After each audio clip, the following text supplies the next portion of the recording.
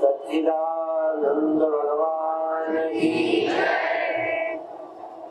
विश्वास से भगवान देखना ये भक्ति मार्ग है, और ज्ञान से विश्वास जो किया था उसका साक्षात अनुभव करना ज्ञान मार्ग। किसी को ईश्वर मानना, देखना, दर्शन करना, आरती करना, यह विश्वास है। उस विश्वास से जो आपको सुख मिलता है, शांति मिलती है, उसके विस्तार की इच्छा होती है। और जब भी आप किसी को ईश्वर मानते हैं, हो सकता है किसी तर्क और दलील से आपका प्रेम, आपका विश्वास टूटे। जो मैंने विश्वास किया है वह सत्य है, उसके लिए ज्ञान की जरूरत है। हमने जो विश्वास किया है उसके खंडन के लिए दिमाग नहीं है। उस आस्था, उस विश्वास को समाप्त करने के लिए तर्क नहीं है। तर्क केवल उस विश्वास को पुष्ट करने के लिए, जिसको विरोधी भी मेरे विश्वास को न तोड़ सके। आप राम को भगवान देखते हैं, मानते हैं। शंकर भगवान भी उन्हें भगवान देखते हैं। अभी आपने कथा सुनी, मुझे बहुत अच्छी लगी। वैसे भी जब ये बोलते हैं मुझे बहुत अच्छा लगता है। भक्ति और आस्था परक वेदांत, और ज्ञान को भी चाहिए कि हम उस तत्व का निरूपण करें जिससे उसके हृदय की भक्ति और आस्था मजबूत हो जाए। असल में वो व्यापक परम तत्व जब अज्ञान के कारण एक व्यक्ति अपने को जानने लगता है, तो वह व्यक्ति फिर सबको व्यक्ति समझने लगता है। ये अज्ञान है। और जब कोई ब्रह्म व्यक्ति में भी अपने को ब्रह्म देखता रहता है, अपने को, तो जो व्यक्ति में ही उस व्यापकता को देख लेता है, वो अन्य व्यक्तियों में भी परमात्मा ही देख लेता है। इसीलिए मेरे जानते अज्ञानी ही अपने को व्यक्ति समझता है। जो अपने को व्यक्ति समझता है, दूसरे को व्यक्ति समझेगा ही समझेगा। स्वप्न में जब तुम व्यक्ति होते हो, तुम कुछ न कुछ स्वप्न में होते हो। तुम स्वप्न में साक्षी या ब्रह्म नहीं होते हो। तुम जब स्वप्न में व्यक्ति होते हो तो उसी तरह के आकार वाले लाखों होते हैं, भले उसमें कोई व्यक्ति है या पशु है या पक्षी है। तुम स्वयं सीमित हो और स्वप्न में सब सीमित है, और सीमित का ही अस्तित्व है, असीम का वहां नहीं है। या असीम है तो तुम्हारे न विश्वास में है न अनुभव में है। जब जागते हैं तो सारा स्वप्न तिरोहित होता है। दुर्भाग्य से उस स्वप्न का पुनः विचार नहीं करते, तुरंत इस दुनिया में आ जाते हो। जो देख चुके हो उसी पर विचार करोगे तो तुम्हें ज्ञान हो जाएगा, और यह भी जो देख रहे हो इस पर भी विचार करोगे तो भी ज्ञान हो जाएगा। परिवर्तन ज्ञान नहीं है। स्वप्न से जग जाना, एक नया स्वप्न देखने लगना, नई आइडेंटिटी, नया तादाद में, और तुम दूसरा जन्म लोगे तो दूसरे जन्म में फिर व्यक्ति ही हो जाओ, तीसरे जन्म में फिर व्यक्ति रहोगे। जन्म तब सार्थक होगा जब व्यक्ति व्यक्ति न होकर ब्रह्म हो। जिस जन्म में व्यक्ति व्यक्ति नहीं रहता, वही ज्ञान की अवस्था है। और जब व्यक्ति ही व्यक्ति नहीं रह गया तो और कौन व्यक्ति उसके लिए रह जाएगा। जो घड़ा खुद अपने को घड़ा ही नहीं है, वो मिट्टी है। तत्व तो व्यापक है, पर व्यापक कहीं नहीं है। वो भी व्यक्ति, मैं भी व्यक्ति हूं, यह सब व्यक्ति व्यक्ति हैं। सब आकार आकार वाले हैं, सब सीमित सीमित वाले हैं। सीमित सीमित की एक दुनिया है, तो सीमित सीमित को ही देखता है, यह अज्ञान है। और सीमित स्वयं को भी सीमित नहीं देख रहा, तो जब स्वयं सीमित ही नहीं है, असीम है, तो असीम से और कैसे कोई अलग हो सकता है। और बहुत अच्छी बात ये थी कि ये एक बार तुम्हारे अनुभव में आना तो चाहिए। स्वप्न में जो तुम व्यक्ति थे, जागने पर वो व्यक्ति झूठा निकला। और वो व्यक्ति ही नहीं झूठा निकला, व्यक्ति का जिनसे संबंध था अच्छा बुरा, वो भी झूठा निकला। यदि सांप से डर था तो वो सांप भी गया, यदि किसी बच्चे से मोह और प्यार था वो भी गया। फर्क ये है कि उस सत्य को देखना या उस सत्य को सब में देखना या उस सत्य में सब को देखना। उस सत्य को सब में देखना, उस सत्य में सब को देखना। और ऐसा जो देख पाएगा उस सत्य को सब में, वह सत्य से अलग हो ही नहीं सकता। इसलिए ज्ञानी ब्रह्म ही होता है। जिस व्यक्ति ने व्यापक को अनुभव कर लिया, एक को, वो अनुभवी कैसे उससे अलग हो सकता है जिससे कोई और अलग नहीं। जब वो सब में उसे देख लिया, सब में वो है। मान लो जरा घड़ा की कल्पना करो, घड़े ने मिट्टी को सब घड़ों में देख लिया, तो जिस घड़े ने सब में मिट्टी देख ली, उसको अपने में नहीं दिखी। और जिसने अपने में देख लिया, भले तुमने उसे न देखा हो, जिसने अपने में उसे देख लिया वो तुम में नहीं देख रहा। लेकिन यदि उसका ये अर्थ है कि प्रणाम का मतलब मैं सामने वाले को भगवान मानता हूं, भगवान नहीं मानते तो बड़ा तो मानते हो, पूज्य तो मानते हो, श्रेष्ठ तो मानते हो। आखिर किसी के पैर छूने का, हाथ जोड़ने का, उसको देखकर खुश होने का मतलब क्या है? वही तो विशेषता देख रहे हो। और ये तो अंतिम है कि जिसको मैं देखता हूं वो भगवान है। और ये भी एक आश्चर्य है, कितने बार बताया कि भगवान राम शिव को मानते हैं और भगवान शिव राम को मानते हैं।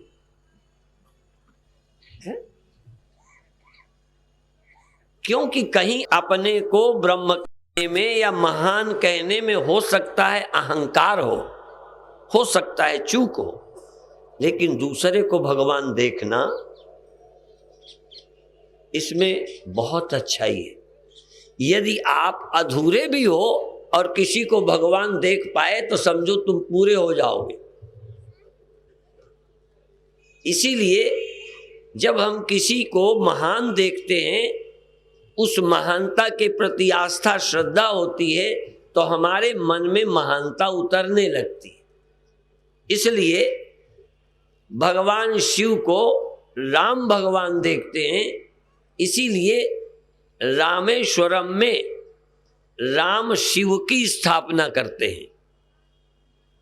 शिव की, राम के इष्ट शिव और शिव के इष्ट राम। माने अपने को भगवान देखना बुरा तो नहीं है, पर उसमें बहुत सावधानी की जरूरत है कि कहीं तुम भगवान हो बाकी गधा हो। ऐसे बहुत भगवान हैं जो खुद भगवान है बाकी शैतान है। ये हो सकता है कि तुम भगवान हो, ये बेचारा अपनी भगवत्ता को न जानता हो, करुणा का पात्र है, ज्ञान का पात्र है, आपके सहयोग का पात्र है, क्योंकि वो अपने से अनभिज्ञ है, लेकिन नीच तो नहीं है, क्योंकि तुम्हें तो दिखता है कि वो भगवान है। इसीलिए ज्ञान के बड़े खतरे हैं, अर्थात ज्ञान मार्ग के खतरे हैं। ज्ञान मार्ग में चलने वाला व्यक्ति यदि बहुत सुलझा नहीं है तो अहंकारी हो जाता है, अभिमानी हो जाता है, सीमित अहम भाव में जकड़ जाता है। ब्रह्म कहते हुए वो सीमित को ही ब्रह्म समझने लगता है, असीम को ब्रह्म नहीं समझता। इसलिए राम को नमन करते हैं शिव, और लोगों को भ्रम होता है। लेकिन भ्रम क्या, असल में तो शायद पार्वती जी को शिव भी भगवान लगते हैं या आदमी ही लगते हैं, मुझे समझ नहीं आया अभी। क्योंकि यदि शिव भगवान लगते होते तो राम को भगवान समझने में दिक्कत नहीं पड़ती। यदि ईमानदारी से किसी को भी तत्व से भगवान जान लिया गया हो तो फिर बाकी भी भगवान समझ में आ जाएंगे। भगवान मान लिया गया हो तो बात अलग है, माने हुए भगवान के तो बड़े झगड़े हैं। राम वाले शिव वालों को गाली देते हैं, शिव वाले राम वालों को गाली देते हैं। एक भगवान को मानने वाला दूसरे भगवान के मानने वालों से लड़ रहा है। उसमें हिंदू मुसलमान भी हैं, उनमें हिंदू ईसाई भी हैं, उसमें हिंदू हिंदू भाई भी हैं। आपस में हम इसको मानते हैं। भगवान कितने हैं दुनिया भर में? भले रूप में किसी रूप में हो, लेकिन यदि वो तत्वतः समझ लिया गया भगवान है तो एक ही है। और जो थोड़ा बहुत भेद है, इष्ट भेद, वो ये है कि हम समाज में कैसे भगवान की प्रतिष्ठा चाहते हैं। राम भगवान की कि कृष्ण भगवान की, शिव भगवान की, अपनी रुचि के अनुसार उस भगवान के हम व्यवहार में क्या रूप देखना चाहते हैं कि यदि भगवान किसी आकार में दिखे तो कैसा हो। मान लो परम तत्व, व्यापक तत्व या मिट्टी तत्व या लोहा तत्व। लोहा तत्व किस रूप में हो तो आपके काम का हो जाए, और आप अपने काम को के लिए ही लोहे को वो आकार देना चाहते हैं। तुलसीदास कृष्ण के रूप में भगवान नहीं देखना चाहते, जानते हैं वो अज्ञानी नहीं है। तुम्हारी तरह नहीं कि तुम अज्ञान बस हम इसको भगवान नहीं मानते, हम तो उसको मानते हैं, ऐसा नहीं है। तुलसीदास पहचानते हैं कि ये कृष्ण भगवान बांसुरी वाले हैं, भगवान पहचान है। लेकिन वो कहते हैं हमें राम भगवान की जरूरत है, और हम राम भगवान को समाज में पहुंचाना चाहते हैं। राम भगवान के आदर्श, राम भगवान का अनुशासन, राम भगवान का चरित्र, राम भगवान का जीवन हम चाहते हैं देश में पहुंचे। इसलिए हम राम को इष्ट बनाएंगे, और जिसको हम नमस्कार करेंगे उसको दुनिया फिर मानेगी। यदि मंच में प्रतिष्ठा किसी नचइये गवैये को दे दी जाए तो वही बढ़ेंगे फिर कि अगले सम्मेलन में हम भी सीख के आएंगे, क्योंकि यहाँ इसी की ज्यादा महिमा है। तो समाज में जिस रूप की प्रतिष्ठा चाहते हैं गोस्वामी जी, वो भगवान राम की, जो पिता की आज्ञा से जंगल जा सके। ये नहीं कि हम तुम्हारी नहीं मानते, हम तो सिनेमा देखने जाएंगे। जहां राम की कोई अपनी इच्छा ही नहीं, जंगल भेज दो जंगल चले जाएंगे। वह राष्ट्र के लिए, समाज के लिए, मानवता के लिए और अपने स्वभाव से भी ऐसे अनुशासित हैं। मैं समझता हूं, एक ने आज हमसे पूछा कि यदि किसी का बेटा बहुत बड़ा हो जाए तो बाप के पैर छुए कि नहीं। सचमुच पूछा मेरे से। तो मैंने समझाया कि भाई पैर छूने से क्या, बहुत योग्य है। मैंने कहा मेरे से भी ऐसे हुआ।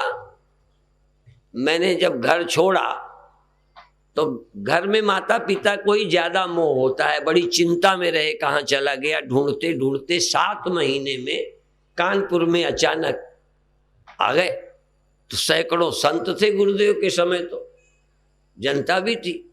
मेरी नजर पड़ी एकदम, तो मेरे हाथ गुरु पिताजी के पैर में चले गए।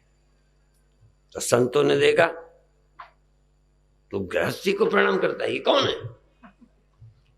मैंने कहा मेरे पिताजी। कहने होंगे पिता, तो सन्यासी हो गया। सन्यासी को गृहस्थ के पैर नहीं छूना चाहिए। तो मैंने कहा इतना मुझे सोचने का मौका ही नहीं मिला। मैं जिंदगी भर छूता रहा, मेरी श्रद्धा थी तो हाथ पहुंच गए। जैसे लोग कहते ना द्रौपदी ने चीर नहीं फाड़ा, वो फट गया। तो ऐसे ही मुझे होश ही नहीं रहा, जिसके हम पैर छूते रहे। इसी तरह जिस राम की आराधना करते हैं उनकी शक्ल दिखती है तो सर झुक जाता है। जिस गुरु से हमने ज्ञान पाया उनके लिए सिर झुकता है। आज जरूरत नहीं है, पर जो पाया है, जो अनुभव पाया है, वो तो हमको लाभ हुआ है तो झुकता है। तो नमन का अर्थ है कि या तो ये श्रेष्ठ है या तो ये श्रेष्ठ है, दो बातें हैं। यदि ये स्वयं श्रेष्ठ नहीं है तो इसमें भगवान तो है जो मेरे से श्रेष्ठ है। इसलिए जरूरी नहीं है कि ये सामने वाले, इनमें तो कई शैतान भी हैं। तुलसीदास इतने कम अकल नहीं थे, पर फिर भी कहते सिया राम मैं। एक प्रणाम वो है जिसमें मैं तुम्हें नहीं देखता, तुम्हारे कर्म नहीं देखता, तुम्हारे गुण नहीं देखता, तुम्हारे स्वभाव नहीं देखता, सबको प्रणाम करता हूं।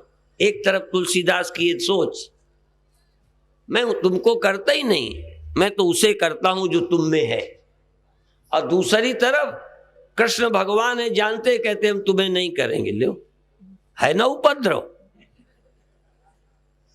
एक तरफ सिया राम मैं सब जग जानी, और एक तरफ कृष्ण को भी प्रणाम नहीं। क्योंकि तुम्हारे प्रणाम करने से मैं किसी वैश्या को प्रणाम कर लूं, रामकृष्ण परमहंस ने किया, तो उससे उसकी महिमा नहीं बढ़ती, ज्ञानी की महिमा बढ़ती है। इसने शैतान में भी, भूत में भी, राक्षस में भी नमन किया है, उससे उसकी महिमा नहीं है, भूल जाना। महिमा उसकी नजर की है जिसने प्रणाम किया है। और ठीक दूसरी तरफ इसमें कृष्ण को प्रणाम ना करके ये नहीं सिद्ध किया कि मैं अज्ञानी हूं, मैं जानता हूं कि तुम भगवान हो। कहा कहो छवि आज की, भले बने हो नाथ, पर तुलसी मस्तक तब नवे जब धनुष बाण ले हाथ। ये बांसुरी आंसुरी, ये नाच नूच वाले मुझे नहीं चाहिए। मैं समाज को वीर, समाज रक्षक, धर्मात्मा और अनुशासन में, शास्त्र आज्ञा में, माता पिता की आज्ञा में चलने वाले बालकों का निर्माण चाहता हूं। इसलिए समाज में राम का आदर्श चाहता हूं, कृष्ण का नहीं। अज्ञानियों का अलग है कि हम इनको मानते हैं, हम उनको मानते। तो ज्ञानी की सभी दृष्टियां, ज्ञानी तत्व दृष्टि से भी जीता है। एक प्रश्न ऐसा और आ गया है, बड़ा मजेदार है। एक ने पूछा है, जागृत व सुषुप्ति, जागृत स्वप्न सुषुप्ति के समय परमात्मा से संबंध क्यों छूट जाता है, उसकी अनुभूति क्यों नहीं रहती, उसका क्या कारण है। और एक ने यह भी पूछा है कि क्रोध क्यों आता है, इसके समाधान का क्या उपाय है। एक ने पूछा है मन और चित्त में क्या अंतर है, अहंकार क्यों होता है, इससे कैसे बचा जाए। और एक ने ये पूछा है कि ये ज्ञान होने के बाद भी हमें क्यों क्रोध आ जाता है, क्यों विकार आ जाता है। प्रश्न अच्छा है। तो मैं जानकर इसी विषय में जुड़ता था, इसलिए कह रहा हूं। क्योंकि हमारी दृष्टि जहां होती है, जब हमारी तत्व दृष्टि होती है, और वही बात अभी राजेश्वरानंद जी महाराज के प्रवचन में थी कि क्रोध की द्वैतक बुद्धि बिन, क्रोध की द्वैतक बुद्धि बिन, द्वैत की बिन अज्ञान। द्वैत दूसरा बिना देखे, दूसरा बिना हमारी बुद्धि में हुए। यदि मेरी बुद्धि में दूसरा नहीं है तो क्रोध नहीं आ सकता, वो चाहे हम ही लोग हैं। और जिस समय आता है उस समय इनकी बुद्धि में द्वैत होता है। हो ही नहीं सकता कि बिना द्वैत बुद्धि के आ जाए। तो अब प्रश्न उठता है, जैसे जनक को कहते हैं कि वो क्यों रो दिया था, और भी बोलते हैं ऐसा। अभी एक उदाहरण वो मुझे पढ़ने में नहीं आ रहा, पर्ची में कहीं पढ़ा है, औरों का उदाहरण दिया कि वो क्यों रोए। दशरथ के मरने पर राम को या और किसी को विलाप का उदाहरण दिया। अर्जुन को गीता सुनने के बाद अभिमन्यु के मरने पर क्यों हुआ, तो उनको भी हुआ, तुम्हें भी हो सकता है। और होने मात्र से अज्ञानी मत समझना, पर हो गए हो ज्ञानी तो। अब ज्ञानी नहीं हो तो कोई उत्तर नहीं है। अर्जुन को हुआ कि नहीं हुआ वो भी छोड़ दो, पर ज्ञानी को हो सकता है। क्यों हो सकता है? ज्ञान में सदा नहीं टिकता। आपको भी तो, और छोड़ो अज्ञानी की बात बताओ, कभी कभी तुम्हें बिना ज्ञान के भी किसी दिन बात बुरी कहने पर भी बुरी नहीं लगती, किसी दिन बहुत लगती, और किसी दिन काम नहीं आता, किसी दिन आता है।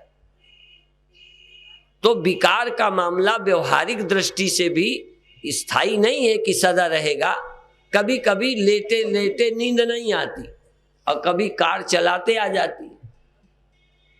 जो चलाते हैं उन्हें मालूम है, बड़े कुशलता से झपकी ले लेते हैं। एक देख लिया कोई नहीं है तो एक आधा सेकंड को, 2 सेकंड को, 10 को आंख मीची, हल्की सी ले ली, फिर सावधान हो गए। कभी कभी ज्यादा है तो फिर चले गए। अब तो कोई जब लग गई तो लग गई।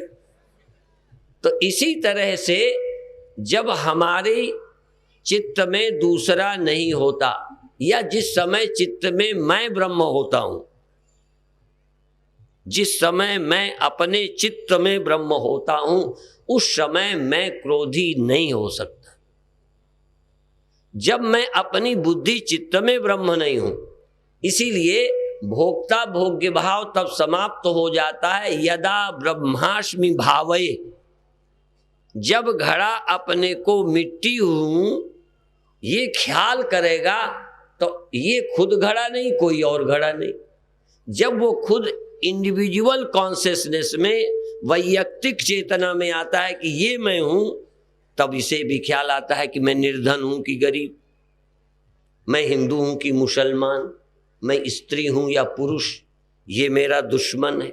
क्योंकि समाधि में, स्वरूप चिंतन में गया है, संस्कारों का बाध हुआ है पर अभी नाश नहीं हुआ। ज्ञान से मिथ्यात्व निश्चय हुआ है, बाध हुआ है, अभी आकार समाप्त नहीं हुआ। चिंतन काल में घड़ा अपने को मिट्टी समझ गया है, मरने पर घड़ा नष्ट होगा। पर अज्ञानी का घड़ा, अज्ञान वाला घड़ा नष्ट होकर फिर पैदा होगा। पर ज्ञान वाला मिट्टी हो गया है, समझ गया है, और कभी कभी मिट्टी के कारण न राग है, न द्वेष है, न दूसरा है, न घड़ा है, न घड़ी है, ना कोई उपाधि है, ऐसी अनुभूति तक जाता है। पर जब व्यवहार में आता है तो आकार होने से फिर देह में आ जाता है, और देह जनित संस्कार फिर उभरते हैं और विकार आ सकता है।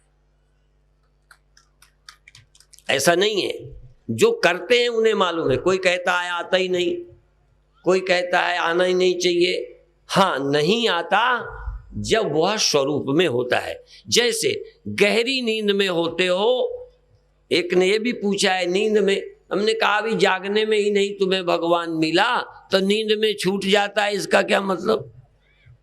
जब जागने में ही आदमी रहे ब्रह्म नहीं, जागने में औरत रहे, गरीब रहे, अमीर रहे, जागृत में भी तुम भगत भी कभी हुए, शिष्य भी कभी हुए, लेकिन क्या जागृत अवस्था में तुम्हें कभी लगा कि हम परम तत्व हैं, ये सारी सृष्टि मुझ में अध्यस्त है, मैं सब में ओतप्रोत हूँ? ऐसा कोई अनुभव? तो जब अनुभव ही नहीं है तो भूल जाते क्या कहोगे?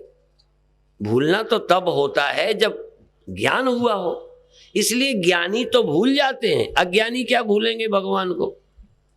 कोई पहले बार हमें मिले और कहे हम आपको भूल गए, मैंने कहा तुम पहले कब मिले? पहले तो कभी नहीं मिले। भूलना तो तब होगा जब एक बार जान गए हो। ज्ञानी भूल जाता है, अज्ञानी विमुख ही रहे। अज्ञानी सदा विमुख रहता है, ज्ञानी भी भूल जाता है। और जब भूल जाता है तो उसको भी पुराने संस्कार पड़े ही हैं। मैं पंडित हूं, पढ़ा है, बहुत काटा है, समझा है, और संस्कारों का वाद करके, उपाधियों का ख्याल छोड़ करके सत्य वस्तु का स्मरण किया है। उस सत्य वस्तु में जहां उसके सिवा कोई और, उस सत्य वस्तु के अलावा कोई नहीं मिला, ना मैं मिला, ना तू मिला, ना यह मिला, ना वह मिला, एक सत्य मिला। और उस समय चूंकि अनुभव मैं ही कर रहा था, तो उस सत्य से अतिरिक्त मैं भी नहीं रहा, इसलिए जानत तुम्हें, जानत तुम्हें तुम्हें हो जाए, सुनत तुम्हें हो जाए नहीं कहा। जब तुम जानते हो और जानोगे, जब हो जाओगे, बिना हुए जान नहीं सकते। तुम बिना दुखी हुए दुख जान लो तो मैं तुम्हारा चेला बन जाऊं। बिना दुखी हुए दुख नहीं जान सकते, बिना सुखी हुए सुख नहीं जान सकते, बिना छाती जलाए जलन नहीं जान सकते, बिना पीड़ित हुए पीड़ा नहीं जान सकते, तो तुम बिना ब्रह्म हुए ब्रह्म कैसे जान जाओगे? इसलिए ब्रह्मविद, जब ब्रह्म को जानोगे तो उस समय तुम ब्रह्म हो गए होगे। और जब तुम अंदर से कहोगे मैं ब्रह्म हूं, जबान से नहीं, चार वाणियां हैं, बैखरी, मध्यमा, पश्यंती और परा। यदि तुम अनुभूति, तुम होगे ब्रह्म और बोलोगे, भले इससे ना बोलो, जरूरी नहीं। जब ज्ञानी अपने को ब्रह्म जानता है तब वो परा से बोलता है, जबान से बोले या न बोले। जब भक्त उस आनंद में होता है तो कहे या न कहे, आनंद में होता है, भले उसको बाद में बोल भी दे। तो जो ज्ञानी अनुभव में ब्रह्म हो जाता है, हो सकता है जबान से भी कहे मैं ब्रह्म हूं, यद्यपि उसे कहने की जरूरत नहीं है। पर जब ब्रह्म होगा अर्थात व्यापक, सारा जगत मुझ में, मैं सारे जगत में, जिस काल में यह अनुभूति होगी, उस अनुभूति का आनंद, उस अनुभूति में रागत द्वेष का अभाव, उस अनुभूति में जगत का अत्यंत अभाव, एक सत्य है दूसरा सत्य है ही नहीं, ऐसा अनुभव करता है। पर फिर जैसे तुम रोज जगते हो और नींद में फिर स्वप्न देखते, जग जाने का अर्थ हुआ दोबारा स्वप्न न देखना। बोलो बोलो, है लक्षण? फिर नहीं देखते हो तो जग जाने का मतलब उस समय स्वप्न नहीं है, कहेगा मैं जागा, फिर स्वप्न देखेगा, फिर जागेगा। तो एक बार जान लेने वाला फिर भी विस्मृत हो जाता है, इस स्वप्न में आता है, पर इस स्वप्न से फिर जग जाता है, फिर गुरु की जरूरत नहीं पड़ती, जग जाता है। जैसे उस नींद से जगाने के लिए, स्वप्न से जगाने के लिए किसी गुरु की जरूरत, इसी तरह एक बार ब्रह्म सत्य है, परमात्मा सत्य है, बिना भगवान के एक तिनका भी नहीं है, ऐसा अपरोक्ष अनुभव होने के बाद फिर जगाने के लिए गुरु की और शास्त्र की जरूरत नहीं पड़ती। विस्मरण हो जाता है, फिर स्मरण आ जाता है।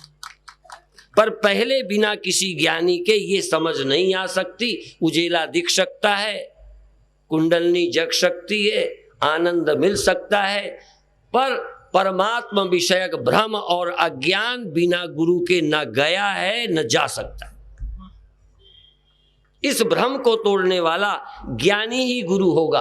तभी शास्त्र को कहना पड़ा, तद विज्ञानार्थम सगुरुमेवाभिगच्छेत शमित पाणी श्रोत्रियम ब्रह्मनिष्ठम। देखो, पियक्कड़ पियक्कड़ बनाता है, चोर चोर बनाता है, भगत भगत बनाता है, संत संत बनाता है, ब्रह्मज्ञानी ब्रह्मज्ञानी बनाता है। और ब्रह्मज्ञानी का मतलब है ही ये, ऐसा नहीं कि मैंने ब्रह्मज्ञानी हो गया और ब्रह्म हुआ ही नहीं था। जब ब्रह्म हुआ तब जाना मैं ब्रह्म हूं, फिर विस्मृत हो गया। फिर चूंकि पुराना संस्कार अभी पड़ा है, जब व्यवहार में आया, क्योंकि देह पर्यंत सूक्ष्म शरीर स्थूल शरीर का नाश, स्थूल का नाश अपने आप हो जाएगा, तुम ज्ञान प्राप्त करो चाहे नहीं, पर फिर पैदा होगा। सूक्ष्म शरीर का लय नींद में हो जाता है, चाहे तुम ज्ञानी हो चाहे न हो, दो का अभाव होता रहा है, हो जाएगा। लेकिन परमात्मा से मैं अभिन्न हूं, परमात्मा के सिवा कुछ नहीं है, ये ज्ञान पहले कभी हुआ नहीं है। इसलिए जब ये हो जाएगा तो एक शरीर नष्ट हो गया, कारण इन दो शरीरों के जन्म देने वाला है कारण शरीर, तुमको बार बार व्यक्ति बना देने वाला, ब्रह्म से अलग खड़ा कर देने वाला ये देहाध्यास है अज्ञान के कारण। वो अज्ञान एक बार निवृत्त होगा, इसलिए मूला विद्या का नाश हो जाएगा, तूला रहेगी। तूला के कारण फिर क्रोध आ सकता है, भूख लगेगी, दर्द हो सकता है, चिल्ला सकते हो, और अपनों का दुख भी हो सकता है, चूंकि अभी सभी संस्कार और शरीर का अभाव नहीं हुआ, और उसका अभाव करना ज्ञानी का काम नहीं है। ज्ञानी ने तो इनके जन्म देने वाला, भ्रम पैदा करने वाला, ब्रह्म विषयक जो अज्ञान था, जो अनेक सत्यता का भ्रम था, एक सत्यता का बोध हो गया, लेकिन वो जो संस्कार और शरीर बन गए हैं वो नष्ट नहीं होते। जैसे तुमको एक बार बंदूक दिखा दूं, ऐसे अकेले मिल जाओ और दिल धड़कने लगे, फिर मैं कह दूं मैं तो तुम्हारा अंधेरे का काम था, तुमने पहचाना, मैं तो तेरा भैया हूं, मारना थोड़ी है, मैं तो ऐसे ही डरवा रहा। अब डर तो चला गया, पर कहेगा भैया धक धक अभी बंद नहीं हुई। पहचान भी गई, उसी का पति कहो निकल आया हो, अब हंसने लगी, मिलके चलने भी लगे। अब चलने लगे हैं, पर वो अनुभव कर रही है कि देखो डर भी नहीं है, अब भय भी नहीं है, कोई चिंता नहीं है, पहचान भी हो गई है। पर यदि आप उसमें वो लगाओ ना, वो क्या होता है नापने वाला, हाँ, तो धक धक धक धक धक, वो क्यों नहीं बंद हुआ? अज्ञान चला गया, बैर चला गया, भय चला गया, संदेह भी नहीं, फिर भी है। इसी तरह से जो अज्ञान ने देह बना दिया, परिच्छिन्न अभिमान पैदा कर दिया, वो परिच्छिन्नता का अभिमान और ये देह का अध्यास चला भी गया है, तुमको सचमुच ज्ञान है, तब भी हो सकता है क्रोध, हो सकता है काम। इसीलिए बड़े बड़े ज्ञानियों को भी कभी कभी आया, तो जिनको जिद्द थी कि नहीं आता हम तो हैं, उनको भगवान ने शीर्षासन लगवा दिया। अर्थात ये क्यों जिद्द करते हो कि हमने भूख पर विजय पा ली, हमने क्रोध पर पा ली? जब तक शरीर है कुछ भी संभव है, पर ये खुशी की बात है कि हम उसकी शरण पहुंच गए जिसकी शरण जाने से माया फिर नहीं सताती, या सदा सदा के लिए निवृत्त हो जाएगी। सदा सदा की निवृत्त हो गई क्योंकि जड़ कट गई। अब शरीर निवृत्त होना बाकी है, वो हो जाएगा, वो मौत कर देगी। देखो समय शरीर को समाप्त करता है, समय अंतःकरण को सुला देता है, समय ब्रह्म की भिन्नता का ज्ञान कभी नष्ट नहीं करता। भिन्नता का बोध, अभिन्नता का जो बोध नहीं है, कभी कितने युग बीत जाए, कितना समय बीत जाए, परमात्मा से समय कभी नहीं मिलाता, परमात्मा से अभिन्नता का बोध नहीं कराता। समय शरीर दे देगा, शरीर छीन लेगा, समय जगा देगा, समय सुला देगा, पर आत्मा का अज्ञान समय नष्ट नहीं करेगा। जब नष्ट करेगा कोई गुरु ही नष्ट करेगा। इसलिए समय के आधार पर तुम मुक्त नहीं हो सकते, और जब अज्ञान निवृत्त होगा तब तुम्हें पता चलेगा हम थे ही वो, जानते नहीं थे। और ज्ञान के बाद कहोगे हम जान तो गए पर भूल जाते। तो यदि अर्जुन को ज्ञान हो गया होगा तो भूलना असंभव नहीं है, ये बात है। तो जो लोग ये मानते हैं भूल ही नहीं सकता, वो मेरी दृष्टि से गलत है। क्योंकि अंतःकरण अभी है, भूख लगती है, प्यास लगती है, टांग में सिर में दर्द हो जाता है। तो जो सचमुच ज्ञान होगा तुम्हें और इसका चिंतन करोगे तो आपको मान लेना पड़ेगा। किसी कारण तुम जन्मों जन्मों के संस्कारी हो, तो ज्ञान होने के बाद जिनका अंतःकरण परम शुद्ध है, वो ज्ञान के बाद फिर मोह को, विस्मरण को भी प्राप्त नहीं होंगे। बात समझ गए ना? इसमें फर्क है थोड़ा थोड़ा। यदि तुमको ज्ञान हो जाए, तुम कहो घर में कभी गुस्सा ही ना आए, ये आशा मत करना। अभी तुम्हारा अंतःकरण इतना मलिन है कि पहले तो ज्ञान ही होना मुश्किल है, और यदि हो जाए गुरु की कृपा से, प्रारब्ध साथ दे जाए, भगवान की इच्छा होवे तो ज्ञान हो जाएगा। तो सभी कुछ भय, चिंता, विक्षेप का नाश नहीं होगा। ये समझ लो कि यदि तुम्हें स्वरूप में संशय नहीं रहा तो हो जाने दो। और देखो, तुम्हें छोड़ो, हमें होता है। हाँ, मैं एक उदाहरण आज नहीं दूंगा, नहीं, हमारे गुरुदेव, और गुरुदेव को भी हमने देखा बहुत कम, लेकिन 2-3 बार गुस्सा भी देखा। समझ में आए? हमें कभी ये नहीं लगा, तो औरों का क्या कहें, हमें आता है। लेकिन आता कब है? एक सेठ ने पूछा, स्वामी जी हमारी कभी आपको याद आती है? सेठ ने पूछा। स्वामी जी ने मुस्करा कर कहा, हाँ आती है, जब हम भगवान को भूल जाते हैं। इसी तरह परमेश्वर ते भूल्या व्यापन सब्बे रोग, जब हम परमात्मा को भूलते हैं, स्मरण में नहीं होता, चाहे भक्त हो चाहे ज्ञानी हो, तभी संसार हमें सताता है। इसलिए उसका स्मरण, पहले उसका ज्ञान, फिर उसका स्मरण। बिना ज्ञान के भी स्मरण किया जाता है, पर वह स्मरण उपासना है, वह स्मरण भक्ति है। और इस स्मरण को कहते हैं भाई सत्य उपलब्धि है। ये तो कहेगा नहीं कि जब मैं तुम्हें भूल गया था तो सचमुच मर जाता। भाई जब भूल गया था तो मरना लगने लगा, दुख लगने लगा, चिंता सी आ गई, पर यह पता है कि मर नहीं सकता था। अब आज मान लो स्वप्न, फिर तुम्हारे स्वप्न में मरना आ जाए तो फिर डरोगे। जग जाते हो तो लगता है झूठ था, जब जगते हो तो स्वप्न का मरना झूठा था। इसी तरह से ज्ञानी को यह भी मालूम हो गया है, जो पहले हुआ है, दिखा है, देखा है, वो भी सत्य नहीं, और आगे जो दिखाई देगा संस्कार बसात, प्रकृति के नियम बसात, जैसे जवानी में ज्ञान हो जाए तो बुढ़ापा नहीं आएगा ना।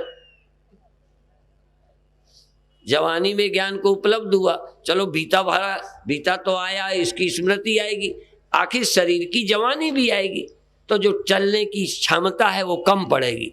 मैंने गुरुदेव को पहले कम कपड़े में देखा, बहुत थोड़े से, एक ऐसे ही पहने रहते थे, कभी तो लंगोटी में रहे, और जब हमने देखा तो 4-6 इकट्ठे पहने होते थे, और 2-3 रजाई उड़ा देते थे ठंडी में। तो जवानी में ज्ञान था, तब भी शरीर तो बूढ़ा हुआ। ज्ञान के बाद शरीर के धर्म अभी समाप्त नहीं हुए हैं, इसलिए ज्ञानी का कारण शरीर निवृत्त होता है।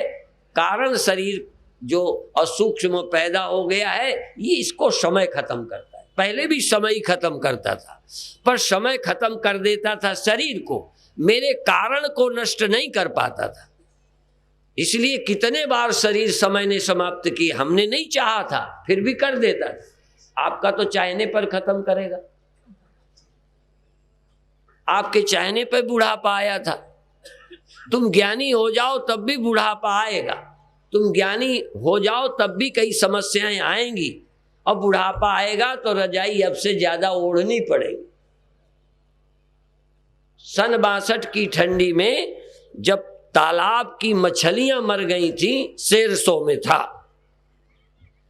उरई की रात वो थी सन 62 की, जब मछलियां मरी, उसका अगला दिन शेरसो। गायें मर गई, पशु मर गए, चिड़ियां मर गई, मर गए। तब मैं एक चादर में था, लंगोटी, ऊपर से कमर में एक चादर रहती थी, दिन में ऐसे और रात में ऊपर बस। और दामोदर, वो ठड़ेश्वरी उरई का दामोदर का, उस पर एक छत थी और खंबे थे, उसके नीचे थे खुले में, वो भी कोई बंद जगह नहीं थी, और तब नहीं मरे। अब मुझे लगता है यदि हम एक कपड़े में रहें तो सवेरे मिले ना तुमको। ज्ञानी तब से ज्यादा हैं हम। इसलिए ज्ञानी होने के बाद शरीर के नियम तब तक नष्ट नहीं होंगे जब तक ये रहेगा।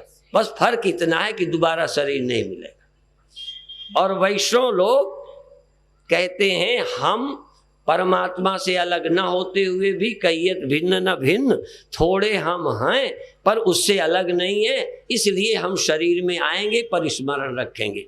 और बिल्कुल सच है, यदि शरीर में आओ तो स्मरण रखो, फिर भूलो फिर स्मरण रखो, एक बार समझकर तो दुनिया में रहो, न मोक्ष लो न निर्वाण प्राप्त करो, आते रहो जाते रहो, भगवान के स्मरण का आनंद लेते रहो, घड़ा भी बनते रहो, मिट्टी को भूलो मत। नहीं भूलोगे तो मौत प्रभावी नहीं होगी, रागत द्वेष हावी नहीं होंगे, औपाधिक भिन्नता दिखाई देने पर भी परमात्मा के एकत्व का स्मरण तुमको मुक्त रखेगा। चाह जहां जाते रहो, और यदि इतना भी बर्दाश्त नहीं कि हम तो इसकी शक्ल ही नहीं देखना चाहते, भेद ध्यान में ना आए, आंखों में भी ना आए, तो फिर एक ही तरीका है, आत्महत्या करो। आत्महत्या का मतलब समझ गए? फिर आप हो ही मत, तुम होगे तो देह होगा, इंद्रियां होंगी, इसलिए तुम सदा सदा के लिए ब्रह्मलीन हो जाओ, और ब्रह्मलीन होने के लिए ज्ञान प्राप्त करो, और ब्रह्मलीन हो ही जाते हो पर शरीर तुम्हें ले आता है। अभी अभी एक जगह कबीर साहब की बात मिलती जुलती कि जिस लड़की का ब्याह नहीं हुआ वो यहीं रहती है, पर जिसका ब्याह हो जाती है पर मायके भी आती है। कब तक आती है? जब तक माँ बाप भाई जिंदा रहते हैं।